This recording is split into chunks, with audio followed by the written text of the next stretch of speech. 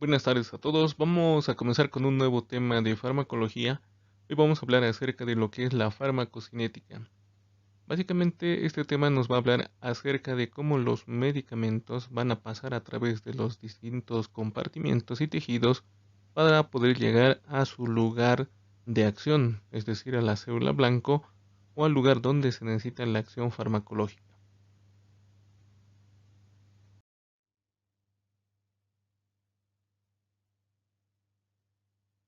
Primeramente, vamos a ver cuál es la definición de farmacocinética. Nosotros comprendemos este término como el paso de los fármacos a través del organismo. Esto quiere decir que el fármaco no va a aparecer inmediatamente en el lugar de acción, sino tiene que atravesar distintos tejidos, distintos compartimentos para poder llegar al sitio de acción. Ese paso entonces nosotros lo conocemos como la farmacocinética. Entonces, esto va a ir desde que ingresa hasta que sale del organismo. Los pasos que va a seguir dentro del organismo mediante la farmacocinética se pueden resumir con esta abreviación, que quiere decir ATME: absorción, distribución, metabolización y finalmente la excreción. Entonces, todos los medicamentos, cuando una persona los consume, va a sufrir estos pasos, que se denominan el ATME. Este medicamento entonces primeramente tiene que ser absorbido. Esto quiere decir que la forma farmacéutica tiene que liberarse para ser absorbido a través de los tejidos del cuerpo.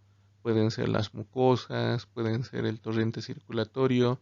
Todas las vías de administración tienen un distinto tipo de absorción. Posteriormente a la absorción viene la distribución. Esto quiere decir que el medicamento va a llegar a distintos tejidos y compartimientos. Luego tenemos la metabolización. Finalmente, una vez que el medicamento realiza su acción farmacológica, el organismo empieza a metabolizarlo, es decir, cambia la configuración química del medicamento para que éste deje de actuar sobre el cuerpo.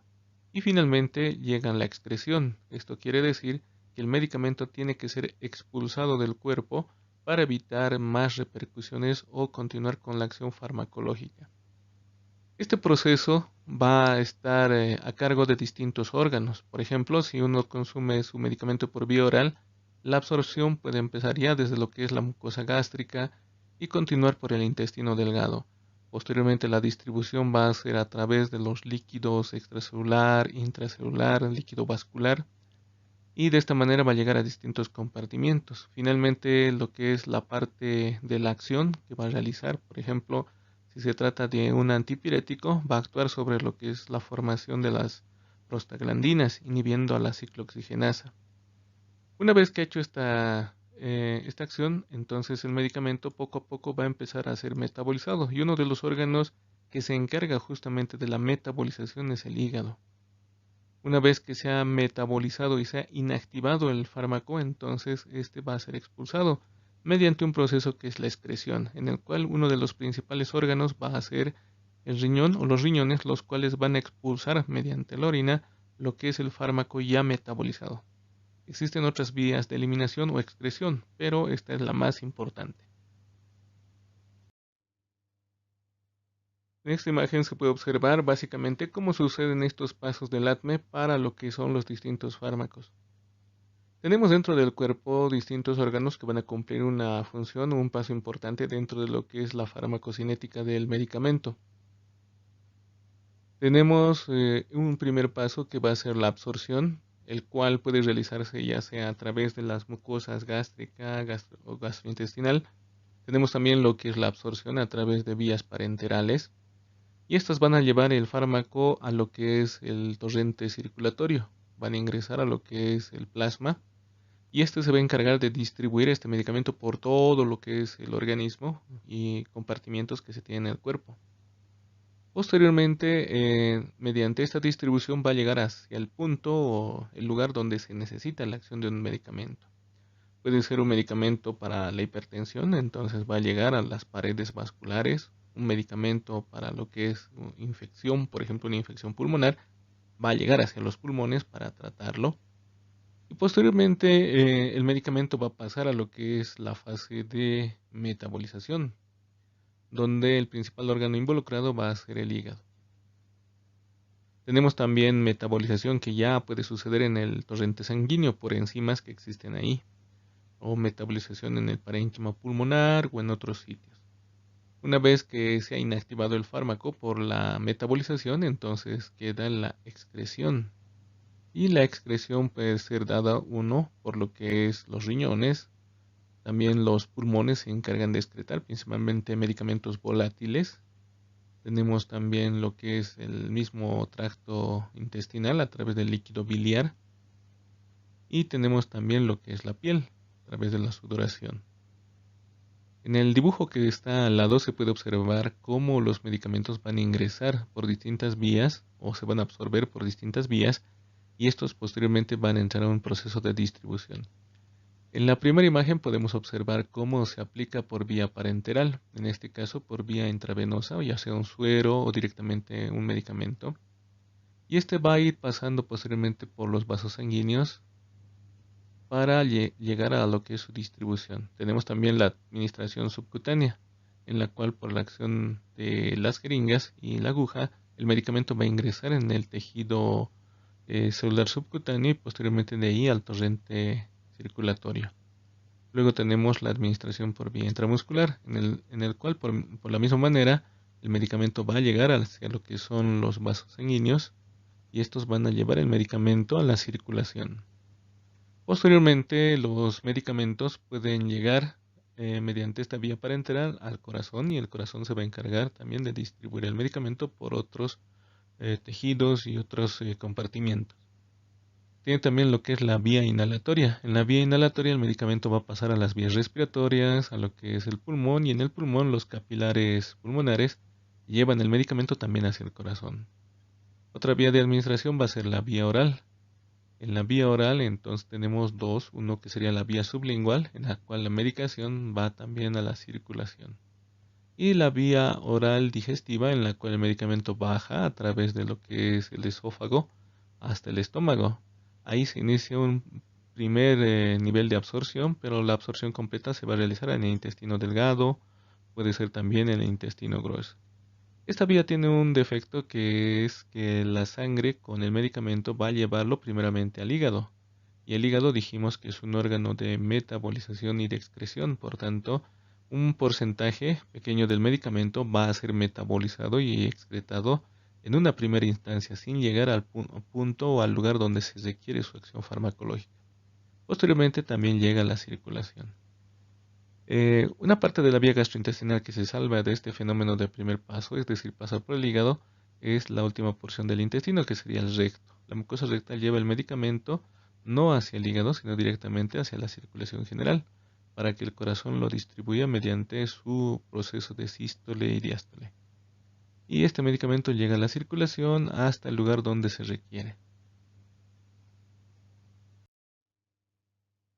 Muy bien, vamos a hablar ahora acerca de lo que es la absorción.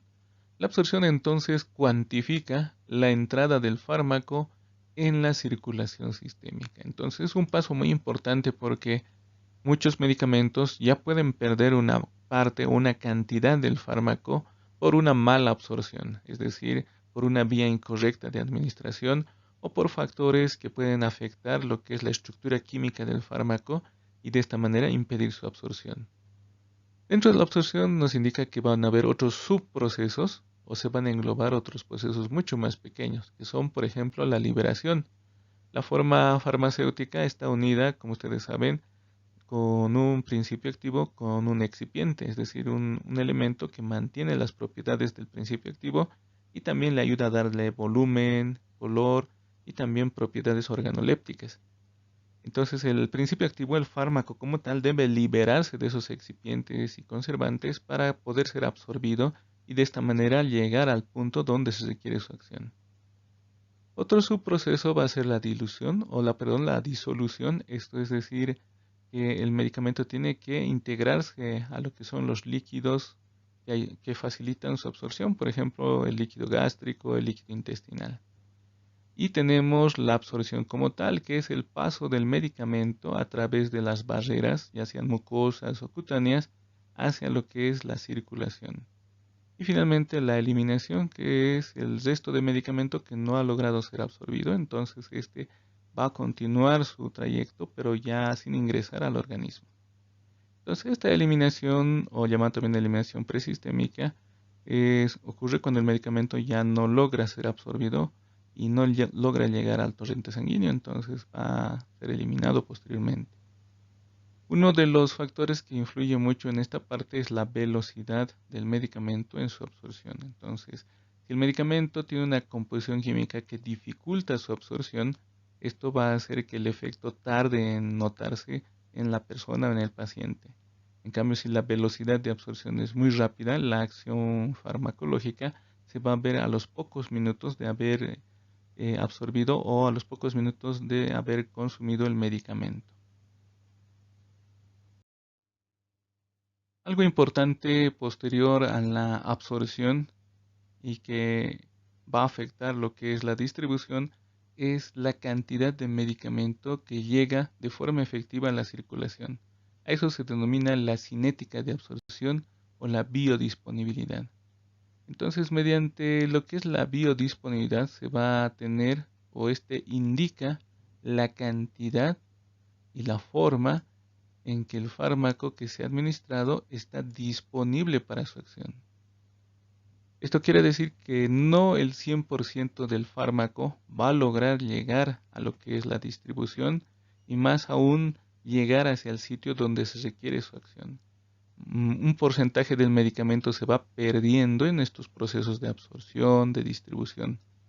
Y mucho depende sobre lo que son las características químicas del fármaco que pueden dificultar o pueden facilitar la absorción, distribución y posteriormente la eliminación del fármaco. Tenemos, por ejemplo, aquí unas curvas donde se puede ver, ¿no?, que los distintos fármacos pueden tener curvas de cinética de absorción y biodisponibilidad muy diferentes. Tenemos medicamentos, un medicamento A, un medicamento B, el D y un C, los cuales pueden tener absorciones casi inmediatas con una biodisponibilidad casi inmediata, como lo que es el medicamento A. Y por el otro lado podemos tener medicamentos que tienen una absorción muy lenta y posteriormente la biodisponibilidad no va a ser muy elevada, pero va a tener una cantidad en la distribución casi constante a lo largo del tiempo. Entonces, de esta manera los medicamentos se van diferenciándose, ¿no?, por las características en su biodisponibilidad. Un ejemplo de esto son las insulinas. Las personas o pacientes que sufren de diabetes mellitus tipo 1 o diabetes mellitus tipo 2 ya descompensados utilizan insulina. Entonces se puede observar cómo los distintos tipos de insulina van a tener distintos tipos de biodisponibilidad. Algunos, por ejemplo, aquí nos menciona la Lispro, tiene una biodisponibilidad casi inmediata. Entonces, apenas se administra, alcanza un pico máximo en poco tiempo. Otras, como la NPH, Detemir, Giagine, tienen biodisponibilidades que tienen un inicio lento, son más sostenidos a lo largo del tiempo. Si ustedes pueden ver, son 12 horas a 24 horas que va a mantener una concentración. Entonces, esto es importante muchas veces porque los medicamentos se van absorbiendo, metabolizando y requieren también que la insulina mantenga una concentración casi constante en la sangre para que toda esa glucosa que se está absorbiendo pueda ingresar a las células. Un aspecto importante en la distribución del medicamento es su transporte. Los medicamentos, principalmente lo que es el fármaco, el principio activo, puede utilizar lo que es el transporte pasivo de las células, los tejidos, como también el transporte activo. Mediante el transporte pasivo, un determinado fármaco puede ingresar a una célula a través de lo que es la difusión simple. Entonces, para esto solamente requiere que el fármaco se disocie de lo que es el excipiente y esté libre para su absorción. También tenemos la difusión facilitada, en el cual existen proteínas que facilitan el ingreso de los distintos fármacos hacia las células que requieren la acción farmacológica. Luego tenemos otros tipos de transporte como filtración, absorción convectiva, lo que es la difusión acuosa. Esto mediante canales o poros proteínicos que permiten el paso principalmente a medicamentos hidrofílicos. Luego tenemos para los medicamentos hidrofóbicos lo que es la difusión lipídica. Esta fácilmente se realiza a través de la membrana celular porque esta permite permite el paso a lo que son medicamentos de características lipídicas. Con lo que respecta al transporte activo, este sucede en contra de un gradiente. Para que suceda esto, entonces necesita lo que es la utilización de moléculas de energía, como ser el ATP. También tenemos lo que son algunas características en el transporte activo, ¿no? Por ejemplo, no todos los fármacos van a usar todos los tipos de transporte activo. Existe una selectividad, es decir, una especificidad por ciertos fármacos por los transportadores activos. También depende de la saturabilidad, es decir, que este transporte no va a ser infinito. Hay un punto donde los transportadores están ya todos utilizados y no pueden transportar más fármacos. Entonces no es ilimitado lo que es el transporte activo. Y como se comentaba, requieren el uso de energía, entonces tienen un elevado gasto de energía. Consumen bastante ATP, lo que es el transporte activo. Para fármacos que ya tienen pesos moleculares por encima de los 1000 Daltons, entonces se tiene otro tipo de absorción que va a ser la pinocitosis. Esta pinocitosis a su vez permite lo que es el paso de fármacos con moléculas más grandes de 1000 Daltons, como se menciona. Y esto también puede darse por otra vía, es decir, puede ser una endocitosis de tipo pinocitosis o puede ser que posteriormente el medicamento salga del tejido a la célula por una exocitosis. Mucho depende si ya ha realizado su acción y también lo que es la metabolización de los fármacos. En la imagen se ve como ciertas proteínas favorecen lo que es el paso de los fármacos a través de la membrana celular para que hagan su efecto dentro de la célula. Esto más o menos se aplica a los medicamentos que tienen ese tipo de aspecto en la absorción y en lo que es su punto o su célula blanco.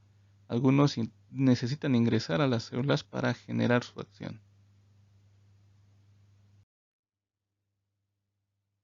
Continuando con lo que es la distribución, un determinado fármaco va a acceder a lo que son los órganos, principalmente aquellos donde debe actuar, y también puede llegar a los órganos que lo van a metabolizar o lo van a eliminar.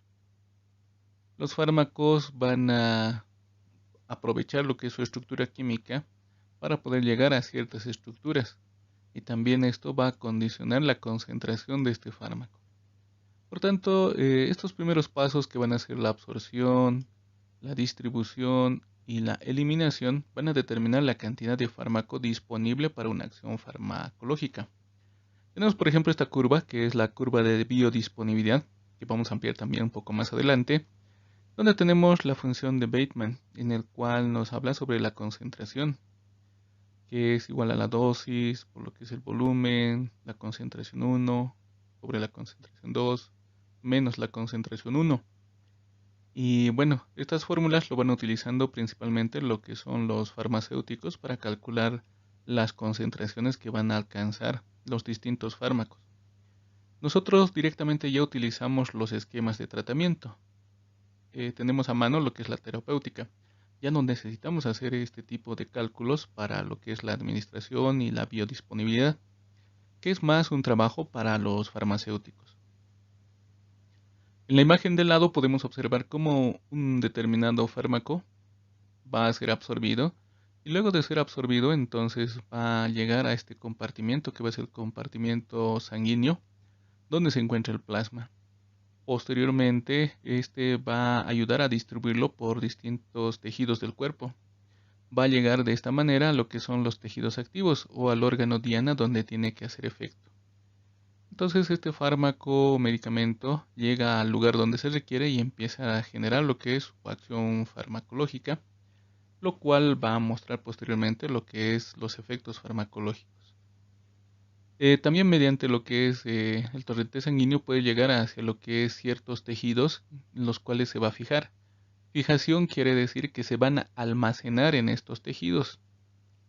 Por ejemplo, tenemos la grasa, el músculo, el tejido conectivo, que pueden ser órganos y tejidos que ayudan a la fijación de algunos fármacos. Posteriormente también van a llegar hacia lo que son órganos de metabolización. Entonces, en este punto, los fármacos van a ser directamente metabolizados en los siguientes órganos, como ser el hígado, lo que es el mismo tejido sanguíneo y otros, los cuales van a cambiar la estructura química del fármaco para que pierda sus propiedades farmacológicas. Finalmente, posterior a eso, van a llegar hacia lo que es la excreción, en el cual los fármacos y medicamentos van a ser expulsados del cuerpo, ya sea por vía excretora urinaria, a través del riñón, lo que son las heces, lo que es la piel, los cuales se encargan de expulsarlo y de esta manera evitar una intoxicación y un efecto farmacológico constante dentro del cuerpo.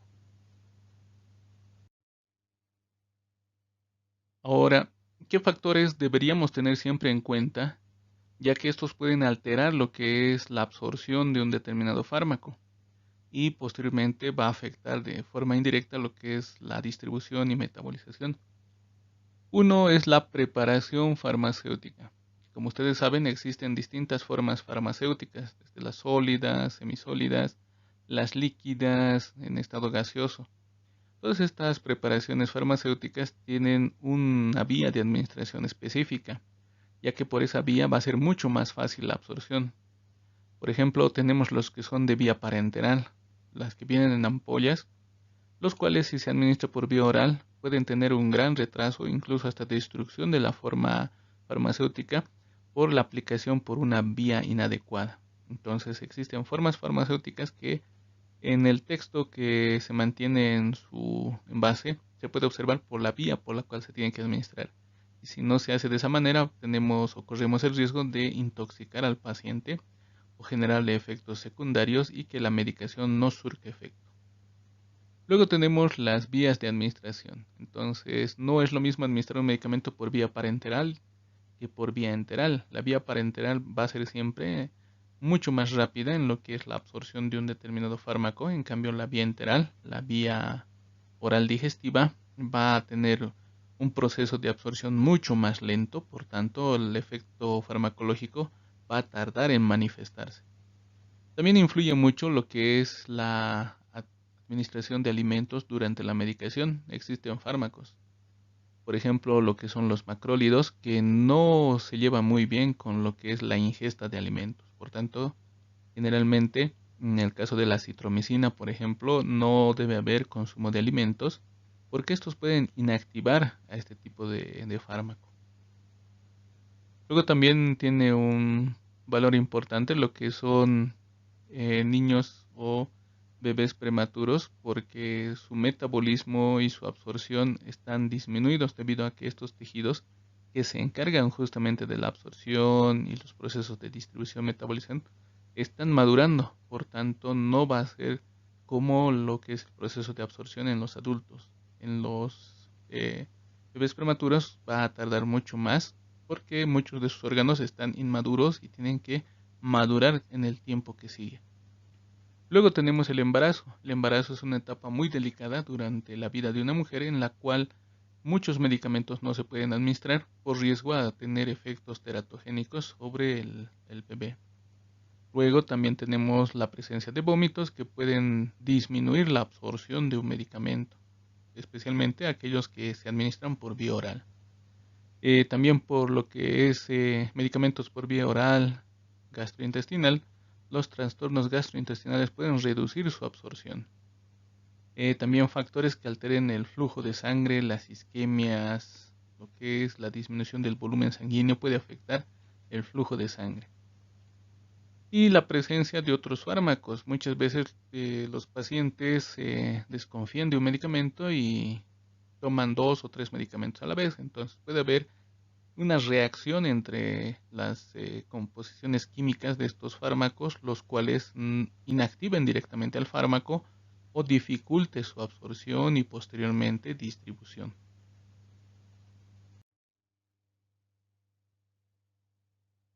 Tenemos ahora lo que son los compartimientos farmacocinéticos.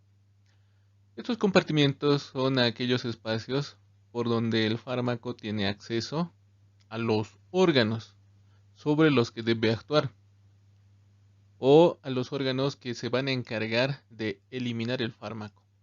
Por tanto, una vez que el medicamento, el fármaco ingresa al organismo, este va a ir recorriendo distintos compartimentos. En algunos de estos compartimentos se va a encontrar el tejido diana, donde tiene que hacer su acción. Y en otros va a encontrar lo que es órganos de metabolización que van a empezar a inactivar el fármaco y posteriormente lo van a excretar. Dentro del cuerpo, el organismo humano está formado, nos menciona, por múltiples compartimientos que pueden ser reales, es decir, son espacios que van a albergar estos medicamentos, y otros son espacios ficticios que realmente no tienen un espacio muy grande para albergar los fármacos, pero pueden servir de tránsito para estos. Como compartimentos centrales se tiene lo que es el plasma, que es el lugar donde va a ingresar la mayoría de medicamentos. Se tiene también el espacio intersticial y el espacio intracelular. Luego tenemos los compartimientos periféricos, son aquellos en los cuales el medicamento va a llegar, pero en una segunda instancia. Tenemos, por ejemplo, nos indica a lugares donde el agua intracelular es poco accesible. Dentro de estos tejidos que llega ya mucho después del fármaco, se tiene la piel, lo que es la grasa, el tejido adiposo, lo que es el músculo, la médula ósea y otros depósitos celulares. Finalmente tenemos un tercer tipo de compartimiento periférico profundo, donde ya los medicamentos no logran acceder todos, porque son compartimientos muy alejados, que no tienen una buena irrigación, y por tanto el fármaco va a llegar en poca cantidad. Nos menciona son tejidos en los que pueden unirse muy fuertemente a un fármaco, y básicamente van a mantenerse un buen tiempo en este lugar. Debido a esto, entonces, existen medicamentos que pueden ser monocompartimentales, que van a ubicarse en una sola localización, bicompartimentales en dos ubicaciones, o tricompartimentales, que van a estar en varias ubicaciones, generalmente 3. Según el lugar que vayan llegando, van a tener efectos o sitios de acción local, es decir, solamente van a actuar en un solo punto, en el lugar donde han sido administrados. Pueden llegar a ser medicamentos sistémicos o generales que van a afectar a varios compartimientos. Pueden ser medicamentos de acción remota o indirecta, que van a llegar a lugares donde normalmente no alcanzarían por una aplicación tópica. Estos medicamentos, luego de ser metabolizados, poco a poco van a empezar a disminuir su concentración en la sangre y en los compartimientos. Entonces, esta disminución de la concentración del medicamento dentro del organismo se conoce como un clearance o aclaramiento, que va a ser básicamente la cantidad de plasma que ya no presenta este fármaco, porque se ha ido excretando poco a poco.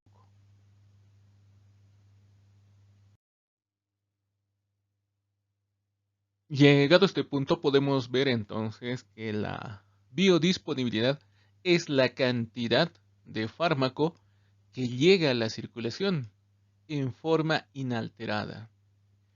Hemos ido viendo que cuando un fármaco ingresa al organismo, va a ir llegando hacia lo que es la circulación. Posteriormente va a llegar a distintos compartimentos donde va a llegar a hacer su acción farmacológica, en otros va a ser metabolizado y en otros va a ser excretado. Ahora, la cantidad de fármaco o el principio activo que no ha sido metabolizado y tiene todas las propiedades y características para generar una acción farmacológica es una forma inalterada. Esta cantidad no va a ser el 100% del medicamento que se ha aplicado, porque un porcentaje pequeño siempre sufre procesos de metabolización, también procesos de excreción y también procesos de separación, en el cual van a quedarse en algunos compartimentos. Pero la cantidad que sí llega de forma inalterada al sitio para realizar su acción farmacológica, entonces es la cantidad que está biodisponible para lo que es el efecto y la acción farmacológica. Este se va a presentar luego de un proceso de absorción. Muchas veces existen otras barreras en el cuerpo que reducen lo que es la cantidad de fármaco para su determinada acción. Por ejemplo, tenemos barreras dentro del cuerpo como la barrera hematoencefálica, la cual para ciertos medicamentos va a impedir su ingreso al sistema nervioso central. Otra barrera también que se puede formar es la barrera placentaria. Esta va a reducir la velocidad y la proporción de fármaco que llega a ciertos tejidos, principalmente a tejidos fetales. Tenemos también otros elementos que pueden alterar la cantidad de fármaco que llega a los tejidos. Por ejemplo, se tienen enzimas como el citocromo P450. Esta enzima se encarga de metabolizar lo que son los fármacos, por tanto reduce la cantidad de fármaco requerido para una acción. En caso de esta enzima, por ejemplo, los fetos, los embriones y los niños pequeños tienen una disminución de este citocromo. Por tanto, lo hacen más susceptible de intoxicación con fármacos. Tenemos, por ejemplo, en la imagen, se observa la barrera hematoencefálica. Entonces ahí se puede observar cómo el sistema nervioso central presenta una capa de células de la glía que están rodeando los vasos sanguíneos. Y de esta manera, el medicamento no tiene un contacto directo con lo que es el sistema nervioso central, sino tiene que atravesar esa barrera de células para llegar al sistema nervioso central, donde las neuronas. Por tanto, es una barrera natural que se forma. Vemos en la siguiente imagen cómo es la interacción de lo que son los medicamentos entre la madre y el feto. La madre consume un medicamento, este medicamento va a ir de lo que es la porción periférica a llegar a lo que son los líquidos centrales o el compartimento central, donde se tiene el vascular. A través de la sangre, entonces, el medicamento puede llegar hasta lo que es la barrera placentaria, la cual no deja pasar moléculas muy grandes. Entonces, en este punto puede verse bloqueada la transmisión de medicamentos, que sería algo positivo debido a que el feto tiene una disminución en su citocromo P450, lo cual puede originar una intoxicación.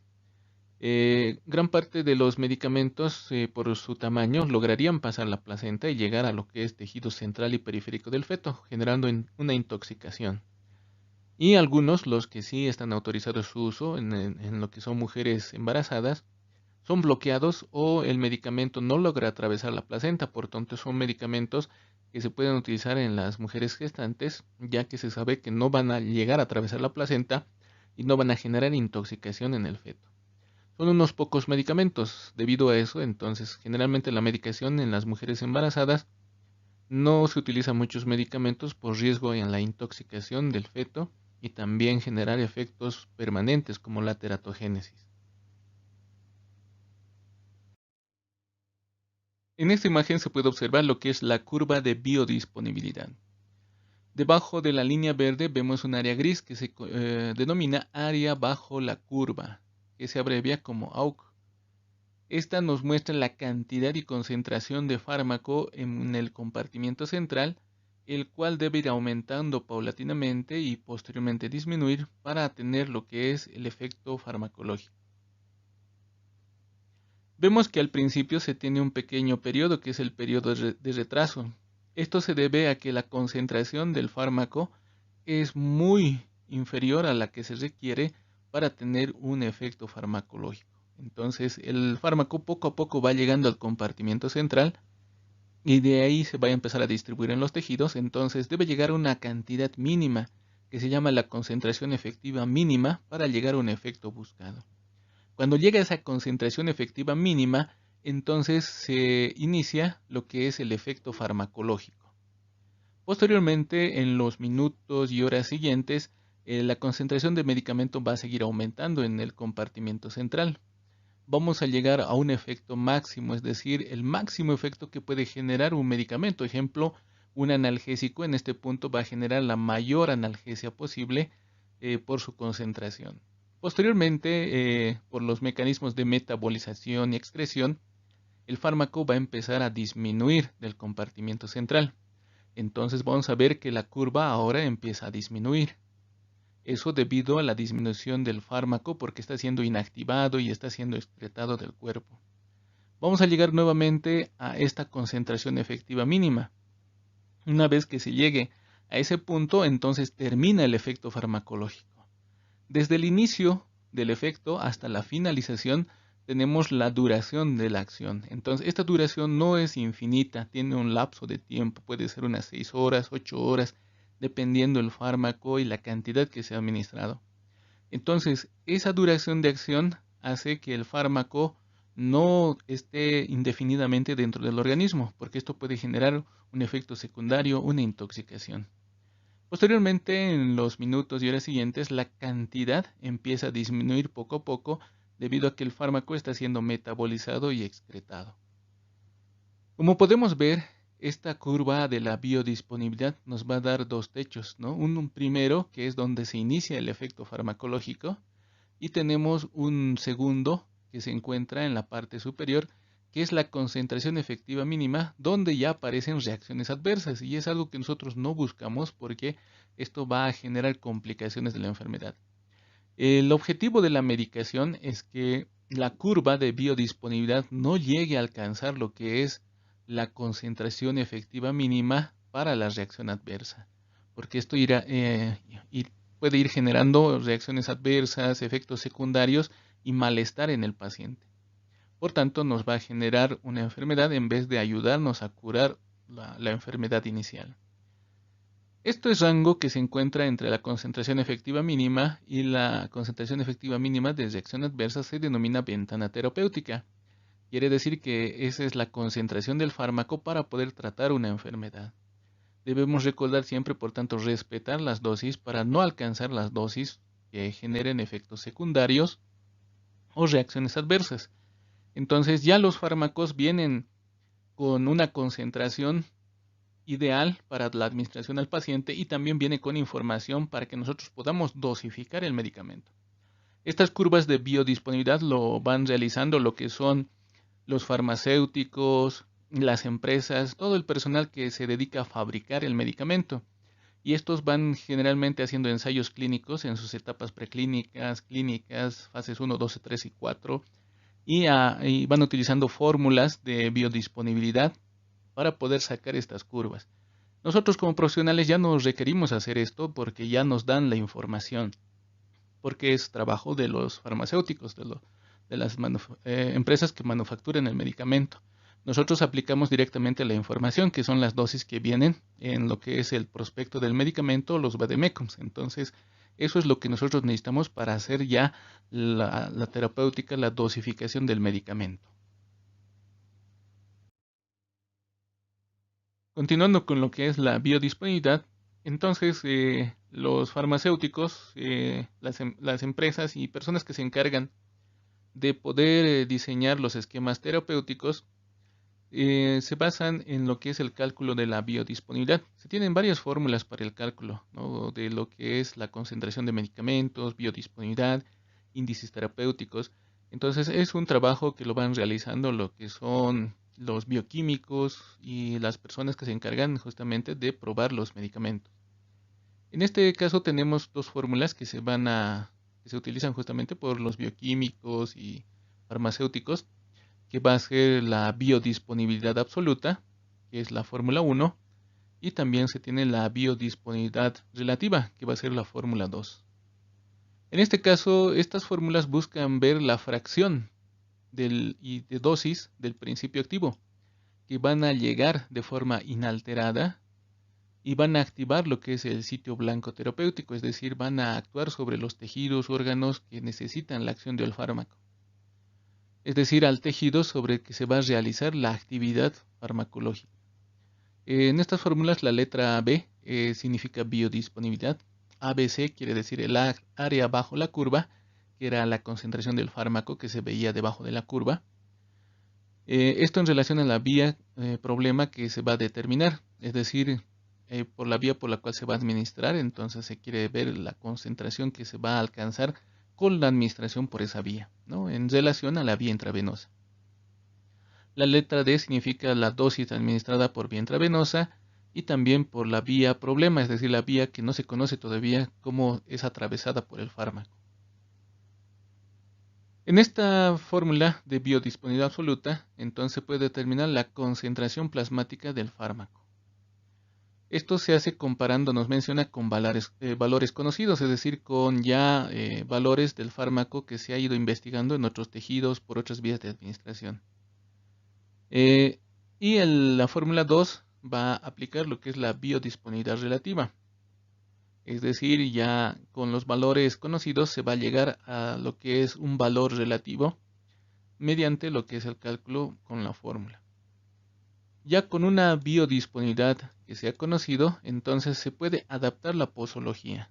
Es decir, se puede modificar lo que son las dosis terapéuticas para fármacos que están siendo administrados por otra vía. Por ejemplo, nosotros podemos saber o podemos conocer lo que es la vía, por ejemplo, de un analgésico, 500 miligramos por vía oral. Sabemos que esa dosis nos va a dar un buen techo, una ventana terapéutica para lo que es el mejoramiento de una enfermedad. Y ahora queremos ver cuánto de medicamentos requerimos para dar por vía intravenosa. Entonces se aplican estas fórmulas y nos va a dar una concentración relativa por una cantidad de fármaco. Entonces esto lo van haciendo los estudios clínicos para poder dar un esquema terapéutico para un fármaco por otra vía. Entonces una dosis eficaz es igual a una dosis administrada por la biodisponibilidad. Entonces este elemento es importante para poder lograr un efecto terapéutico en un paciente.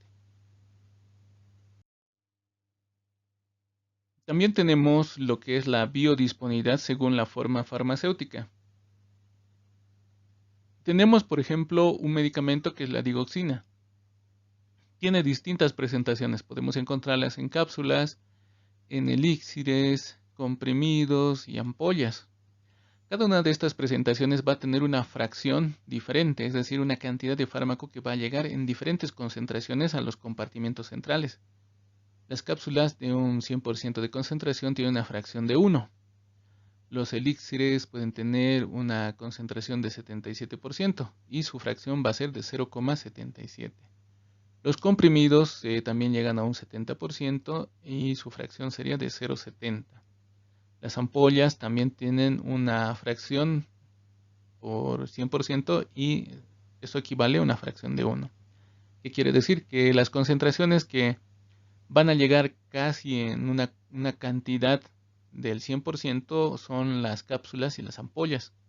En cambio, otras presentaciones llegan en menor cantidad. Los elixires solamente llega un 70% del fármaco y el resto se va perdiendo en los tejidos, fenómenos de primer paso o metabolizaciones previas, y los comprimidos también un 70%.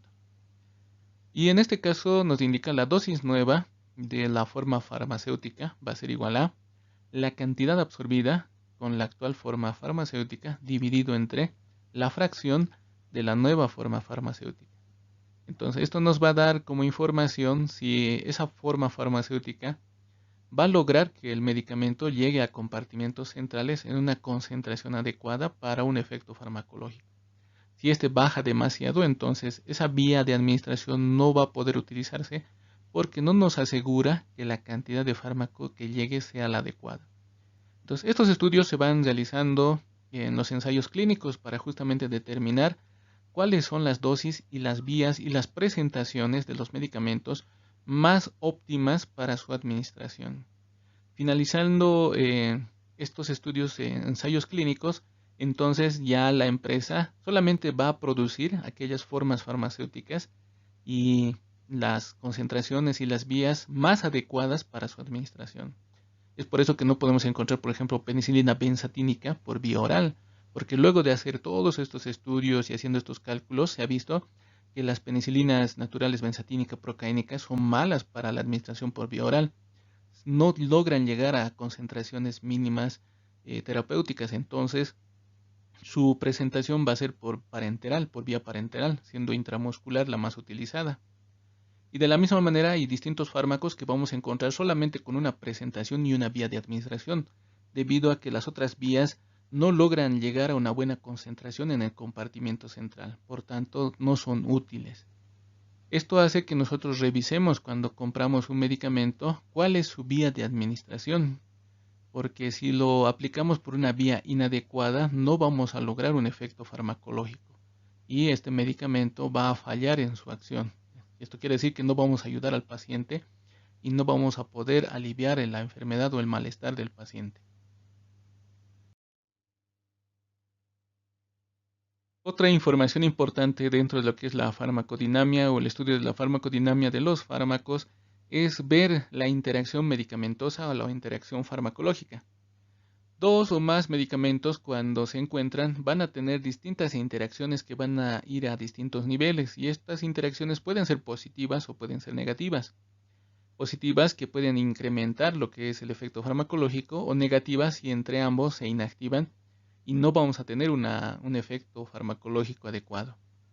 Por tanto, se denomina interacción farmacológica a la acción que tiene un fármaco sobre otro o una acción que ejerce sobre otro fármaco. Estas interacciones pueden ser de carácter farmacéutico, es decir, incompatibilidades físicos o químicos entre los medicamentos o fármacos que se administran. Otros van a ser de carácter farmacodinámico. Dentro de esto tenemos dos grupos grandes. Tenemos los de tipo de sinergismo y los de tipo antagonismo. Los sinergismos quiere decir que dos fármacos cuando se encuentran dentro del cuerpo van a incrementar sus acciones. Este sinergismo puede ser un sinergismo de suma. Esto quiere decir que si damos nosotros 100 miligramos de un medicamento A y luego 100 miligramos de un medicamento B, el efecto que vamos a tener es como si hubiéramos dado 200 miligramos de cada uno, ¿no? Entonces se suman las cantidades y se suman los efectos. Luego tenemos los tipos de sinergismo de potenciación. En este caso, el efecto se va a multiplicar. Entonces, si damos 100 miligramos de un medicamento A y 100 miligramos de un medicamento B, no vamos a tener 200, sino vamos a tener un efecto como si hubiéramos aplicado o administrado 1000 miligramos de un medicamento. Entonces, tiene un factor multiplicador en este caso. Dentro de este, que es un ejemplo o digamos es un tipo de sinergismo muy interesante para ciertos fármacos, tenemos por ejemplo el sinergismo que ocurre con el cotrimoxazol. El cotrimoxazol es un antibacteriano que tiene dos componentes, el trimetoprim y el sulfametoxazol. Cada uno por separado no tiene un gran efecto antibacteriano. Podríamos decir que incluso es un antibacteriano muy malo porque requiere dosis altas y su acción no es muy buena. Pero cuando estos dos se unen, tienen una compatibilidad y un sinergismo de tal manera que su efecto se va a potenciar. Esto quiere decir que el cotrimoxazol se va a volver un antibacteriano muy bueno, capaz de combatir todo tipo de microorganismos, todo tipo de bacterias. Por eso que el cotrimoxazol es útil, por ejemplo, para infecciones intestinales, infecciones urinarias, infecciones respiratorias. Entonces, eso se debe a su sinergismo de potenciación. Luego tenemos los sinergismos de facilitación. En este caso no se suman ni se potencian lo que son las acciones, sino simplemente un medicamento facilita la acción de otro. Es decir, tenemos un medicamento A, por ejemplo, que va a facilitar, por ejemplo, lo que es la absorción o va a facilitar la acción de un medicamento B. Y esto hace que el medicamento B en pequeñas cantidades tenga mucho más efecto sobre el organismo de la persona. En este caso, si no damos el medicamento A, entonces el medicamento B va a tener un efecto muy débil o un efecto escaso. Pero cuando se da un medicamento A, entonces el otro va a tener un aumento de su efecto porque le está facilitando el trabajo el primer medicamento. Dentro de esto tenemos, por ejemplo, los medicamentos que se encargan de aumentar lo que es la diuresis, la micción. Tenemos los medicamentos diuréticos. Estos medicamentos diuréticos, por una parte, van a eliminar el exceso de agua de una persona y esto va a ayudar a los antihipertensivos para que bajen la presión arterial. Entonces se puede dar un medicamento que elimine el exceso de agua y luego se da un medicamento antihipertensivo y este va a facilitar que la presión baje en la persona. Luego tenemos el grupo de los antagonismos. En este caso los dos medicamentos van a impedir el efecto uno del otro, por tanto no se va a tener una acción o un efecto farmacológico adecuado. Tenemos el antagonismo competitivo en el cual dos fármacos compiten por las mismas células, por los mismos receptores, por los mismos tejidos y al estar compitiendo no van a lograr un efecto farmacológico adecuado. Luego tenemos el antagonismo no competitivo, en el cual los medicamentos actúan en células, tejidos diferentes, pero las acciones que van a tener son antagónicas. Por ejemplo, un medicamento puede bajar la presión y el otro puede subir. Por tanto, cuando se dan los dos, entonces no van a tener mucho cambio sobre la presión, porque sus acciones son opuestas. Luego tenemos los antagonismos bioquímicos, en el cual un medicamento puede afectar ciertas funciones bioquímicas de una célula y el otro fármaco también altera las funciones bioquímicas, pero son funciones bioquímicas antagónicas. Puede ser un medicamento que genera o aumenta la glucólisis, es decir, fomenta lo que es la destrucción de la glucosa. Y tenemos otro medicamento que favorece la formación o la generación de glucosa. Entonces, estos dos fármacos van a competir, uno destruyendo y otro fabricando más glucosa o conservando más glucosa. Por tanto, no se va a notar el efecto, porque son efectos antagónicos a nivel bioquímico. Luego tenemos antagonismos de tipo químico. Esto habla más sobre la estructura química y la forma química del fármaco. Tenemos, por ejemplo, fármacos que son alcalinos y fármacos que son ácidos. Por tanto, estos dos, cuando ingresan al mismo tiempo dentro de la persona, se van a inactivar debido a que el fármaco que es ácido va a ser inactivado por el fármaco que es alcalino y no se va a notar el efecto farmacológico. Finalmente tenemos un antagonismo que se llama antidotismo. Esto, por ejemplo, se utiliza en caso de sustancias químicas o elementos que pueden ser dañinos para el cuerpo y se conoce o se ha descubierto que ciertos compuestos pueden luchar contra ese efecto nocivo. Ejemplo, tenemos el veneno de las serpientes. Cuando una serpiente pica a una persona, entonces le inyecta su veneno. Este veneno puede lesionar los riñones, puede lesionar los vasos sanguíneos e incluso causar la muerte del paciente. Pero se ha visto que si nosotros realizamos ciertas modificaciones al mismo veneno y es más, estimulamos el sistema inmune de ciertos animales, podemos sacar el suero antiofídico. Este suero antiofídico es un antídoto porque cuando se administra a una persona que ha sido picada por una serpiente, el suero va a inactivar el veneno de la serpiente. Entonces es un antídoto que va a luchar contra lo que es el veneno. De la misma manera, entonces, este antagonismo hace referencia a eso, una sustancia que es inactivada por otra, y esta sustancia se llama su antídoto.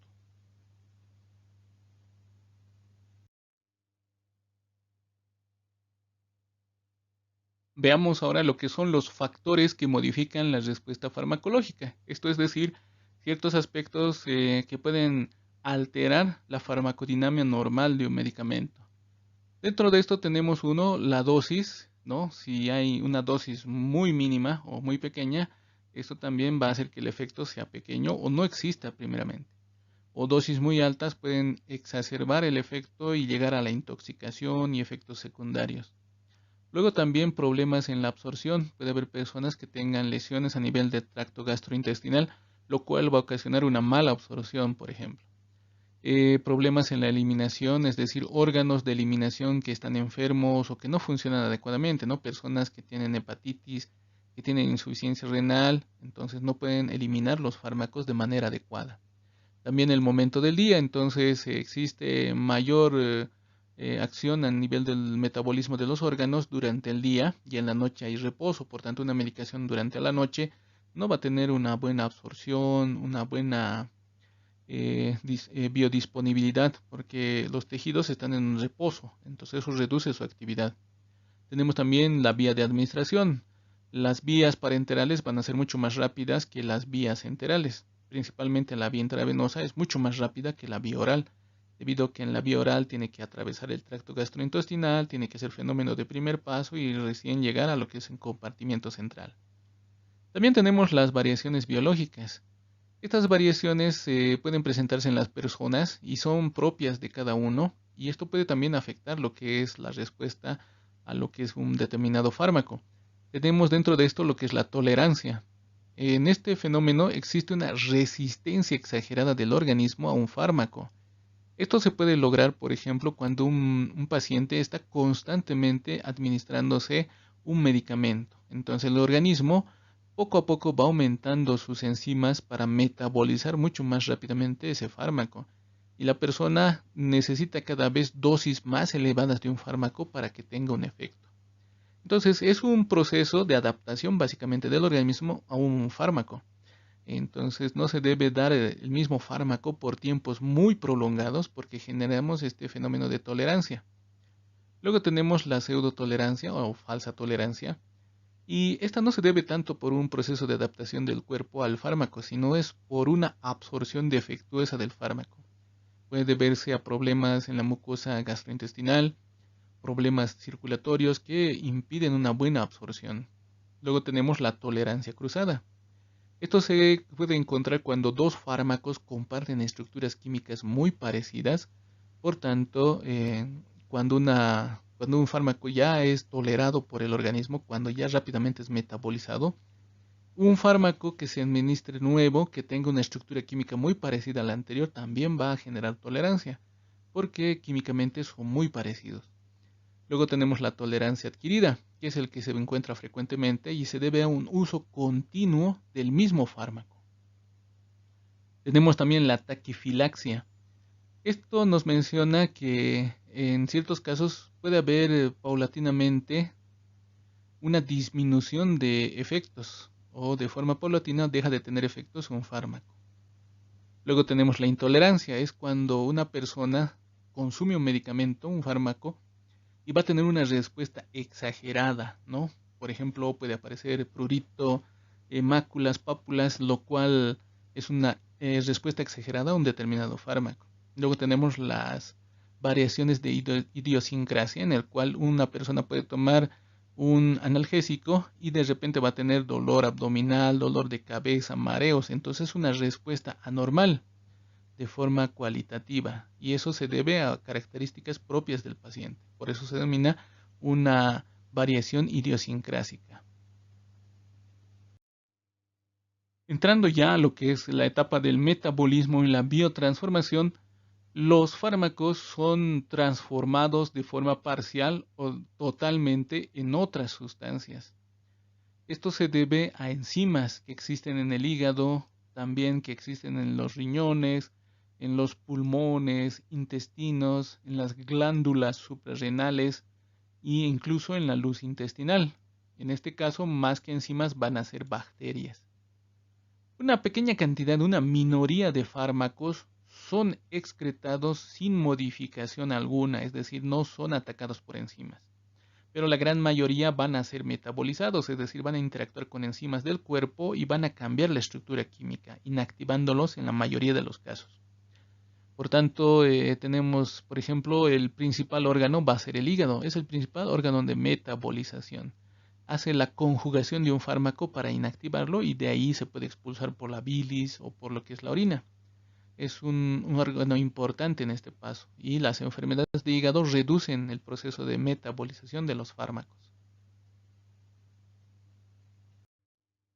Dentro de lo que son las fases de metabolización tenemos, por ejemplo, la fase 1. Entonces, esta fase se llama fase 1 de funcionalización, en el cual el fármaco se metaboliza agregándole oxígeno o generando su oxidación. Entonces, dentro de la fase 1 tenemos procesos de oxidación, administrando oxígeno al fármaco, hidroxilación, agregando moléculas de agua al fármaco, desalquilación, quitando lo que son los radicales alquilo, desaminación oxidativa, quitando radicales amino. Esto hace que el fármaco pierda sus propiedades químicas y gran parte de ellos también sus efectos farmacológicos. Entonces esta es una primera fase de metabolización que sucede generalmente en el hígado. Los resultados de esta fase de metabolización, de esta fase 1 de metabolización, son la inactivación del fármaco, es decir, que este ya no tiene ningún efecto. Tiene también efectos de conversión de un fármaco inactivo se vuelve activo. Esto quiere decir que algunos, por ejemplo, fármacos ya vienen inactivados, pero requieren que el hígado los active. Entonces son llamados profármacos. Otros tienen también resultados de conversión activo a activo. Esto quiere decir que un fármaco, luego de esta fase 1, no son inactivados, sino continúan siendo activos, aunque ya no tienen un efecto muy fuerte. Entonces a eso se llama una conversión diferente. Luego tenemos la conversión activo-activo. Son fármacos que pasan por el hígado, sufren esta fase 1 de funcionalización, pero siguen activos, pero su actividad se vuelve tóxica y se llama conversión tóxica. Ejemplo, tenemos el formol, que el formol cuando pasa por fases de metabolización se vuelve mucho más tóxico luego de esto. Por tanto, es importante no estar mucho tiempo expuestos al formol porque estamos generando toxinas que pueden lesionar los tejidos del cuerpo.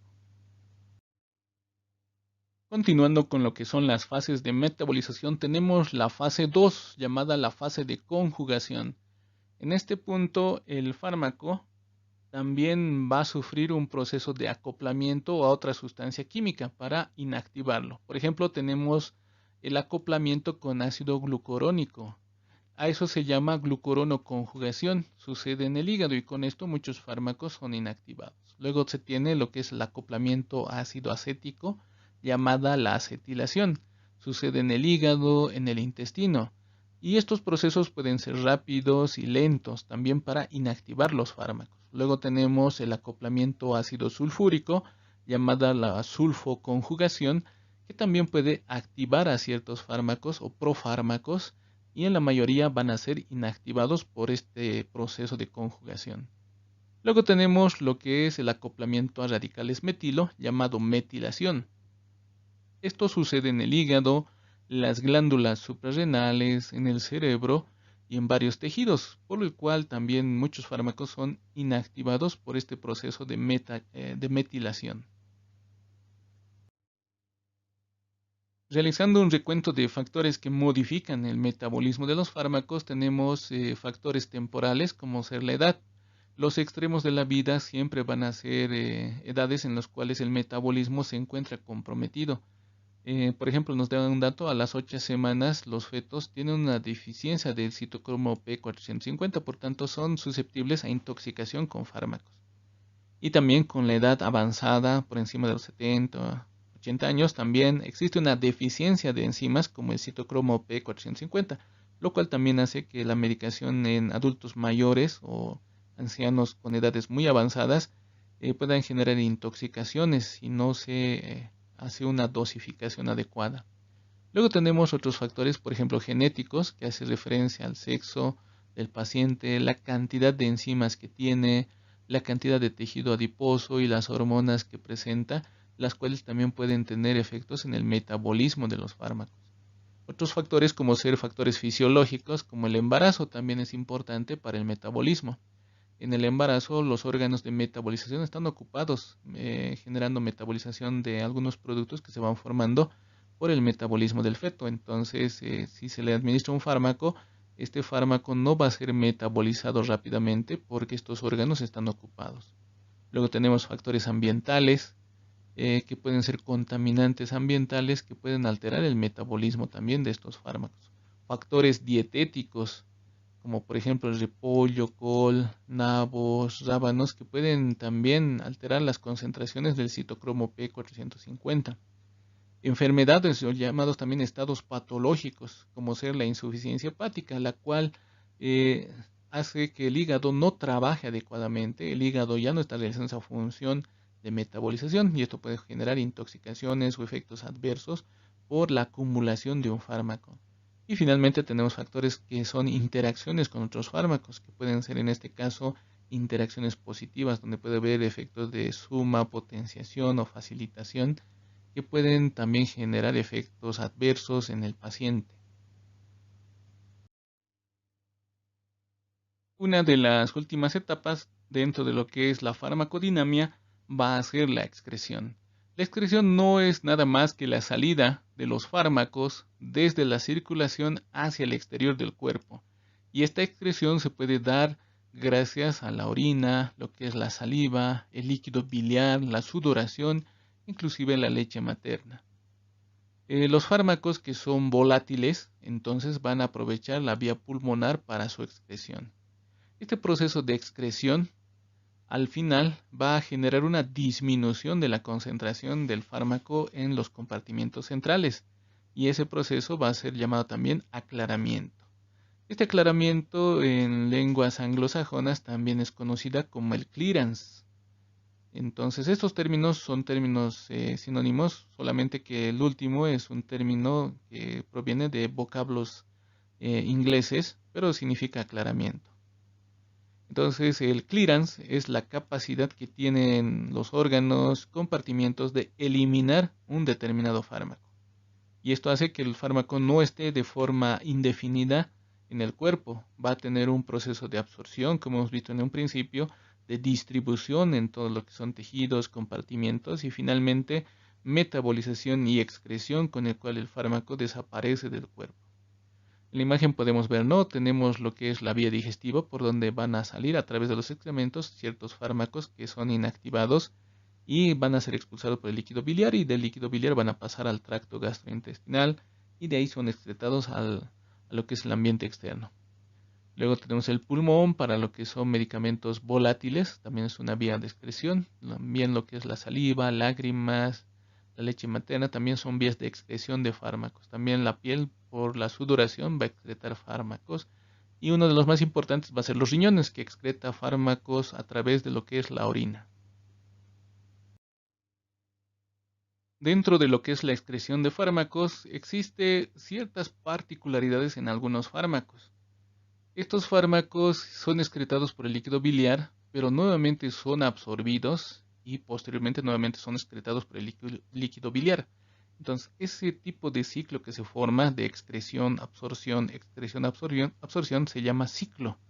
Y uno de los ciclos que se conoce es el ciclo enterohepático. Nos menciona que cuando se excreta un fármaco en la bilis, ésta se vierte hacia el duodeno. Este posteriormente debería avanzar a través del tracto intestinal y finalmente eliminarse por las heces. Pero algunos fármacos tienen la capacidad de reabsorberse nuevamente y llegar al hígado, donde nuevamente son excretados por el líquido biliar, pasan al intestino y nuevamente son absorbidos. Entonces van a formar este ciclo enterohepático. En la imagen tenemos justamente esto. Llega un medicamento y ese medicamento va a pasar al hígado, ¿no? Un compartimiento hepático, donde el medicamento va a ser excretado por la vía biliar a través del líquido de la bilis. Este va por el conducto hepático, puede almacenarse también en lo que es la vesícula, pero finalmente llega al duodeno, a la segunda porción del duodeno. Posteriormente el fármaco atraviesa una parte del tracto intestinal y a nivel que va pasando por el tracto intestinal, nuevamente reabsorbido y llevado por la vena porta al hígado. Una vez que llega al hígado, entonces es excretado nuevamente por el líquido biliar, va por el duodeno, intestino delgado y nuevamente es reabsorbido. Y por la vena porta es llevado hacia el hígado, donde nuevamente es excretado y pasa al intestino. Entonces, esta circulación enterohepática hace que un fármaco permanezca mucho más tiempo dentro del organismo, siguiendo este proceso de excreción, reabsorción, excreción, reabsorción. Y se ha visto que estos, por ejemplo, se presentan en ciertos fármacos antiparasitarios, los cuales pasan al intestino y luego son reabsorbidos. Y esto asegura mucho más el efecto farmacológico para la eliminación de parásitos intestinales. Dentro de otras vías de excreción vamos a tener, por ejemplo, la saliva, las lágrimas, lo que es la sudoración, que es otra vía de excreción, la leche materna. En este caso hay que tener cuidado porque pueden intoxicar al lactante, al bebé lactante. Luego tenemos vías por difusión pasiva y en el caso de los medicamentos o fármacos volátiles se puede utilizar los pulmones para que sean excretados por la respiración. Este tipo de medicamentos generalmente agrupa a los anestésicos generales.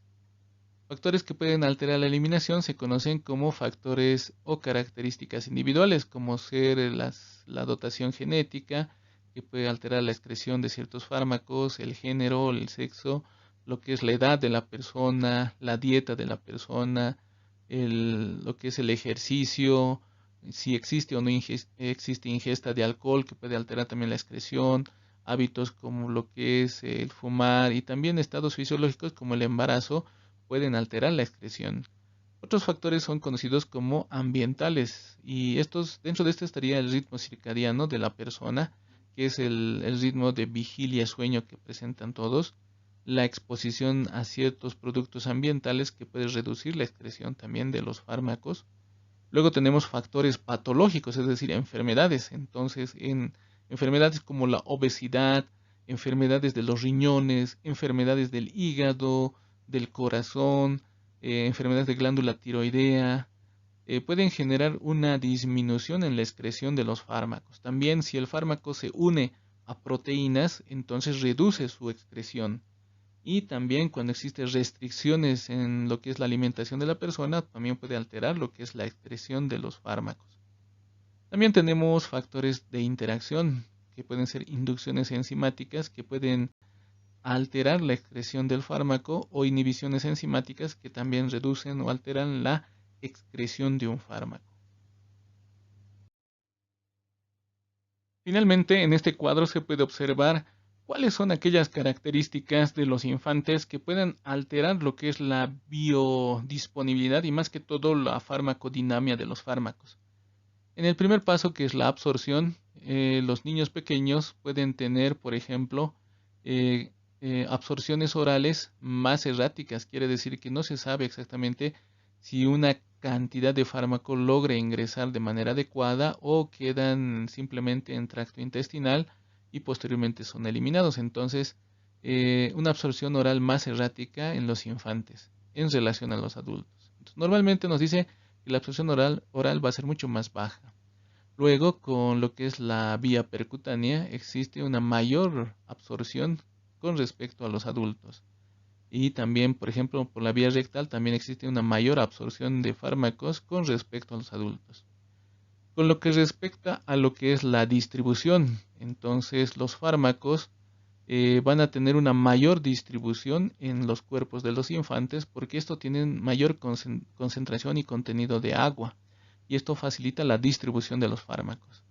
Luego también tenemos una menor distribución por la unión a proteínas plasmáticas, debido a que los infantes tienen una menor concentración de proteínas en el plasma, y esto hace que el fármaco esté fluyendo o distribuyéndose más que todo como fracción libre, sin unirse a proteínas plasmáticas.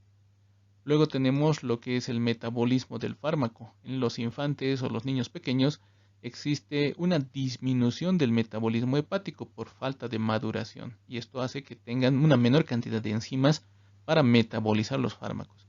Esto va a ocasionar que el fármaco aumente su acción o su acción sea mucho más tiempo o sea mucho más sostenida, porque existe una pequeña metabolización, dejando gran parte del fármaco todavía en la circulación. Finalmente tenemos lo que es la excreción en los infantes. Debido a que los riñones también están madurando, tenemos una disminución en la función renal, es decir, una disminución en la excreción. Y eso se debe más que todo por la inmadurez de los órganos que están todavía en ese proceso de crecimiento y maduración. Y esto también generaría un incremento en la acción del fármaco, porque este no sería excretado inmediatamente, sino estaría todavía circulando.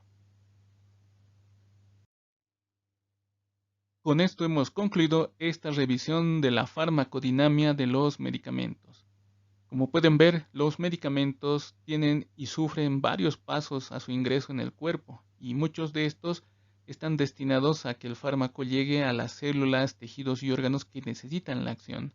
Posteriormente el cuerpo se deshace del fármaco, evitando de esta manera la aparición de efectos adversos o efectos secundarios que puedan empeorar la enfermedad de un paciente. Bueno, nos vamos a reencontrar en la siguiente clase con un nuevo tema. Gracias a todos por su atención y espero que vayan repasando. No desperdicien su tiempo, siempre aprovechenlo para realizar sus actividades. Hasta luego a todos.